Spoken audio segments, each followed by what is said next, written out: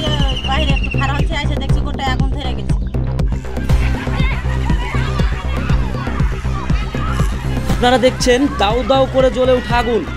ঘটনাটি ঘটেছে সাগরদিঘি থানার কাবিলপুরের মথুরাপুরে।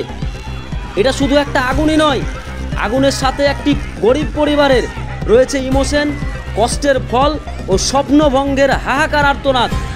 এই আর্তনাদের দায়, এই আগুনের দায় কে নেবে? WBSCDCL এর কাছে প্রশ্ন রইল।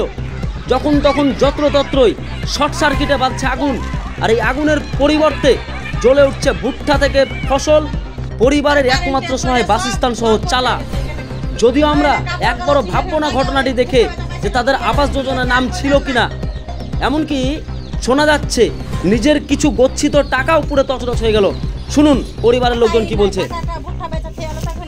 কোন লাগলো?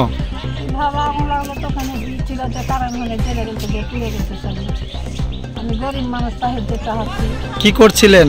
কি করছিল আমার বাড়ির ওখানে ছিল, খারিয়ে আগুন জ্বলে গেছে, ধরে গেছে। কিভাবে লাগলো আগুনটা? কিভাবে লাগালো তো ধরে গেছে, একটু বাইরে খাড়ি হয়েছে, একদিন ধরে গেছে। এখন কি চাইছেন? সাহিত্য চাচ্ছি, আমার বাড়ি ঘর নয়, কিছু নয়, কে করে দিবে, কি করার লোক নেই। কি নাম আপনার? আমার নাম মাহাদেব।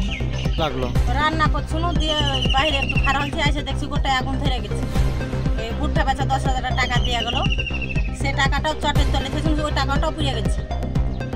আমি ঘর দুয়ার করবো, কোনো তো টাকা পয়সা আমার কাছে কিছুই নাই। আর টাকা বাদ আর কি কি পুড়েছে? কাপড় ধরি পড়েছে, ওখানে এখন তোষক ছিল, কাপড় ছখান পুড়েছে, ল্যাপ ছিল, চট ছালা গেলে সবই পুড়ে গেছে। বিছন কাঁথা তো এখন শুভ কিছু তাই তো নাই কিছু।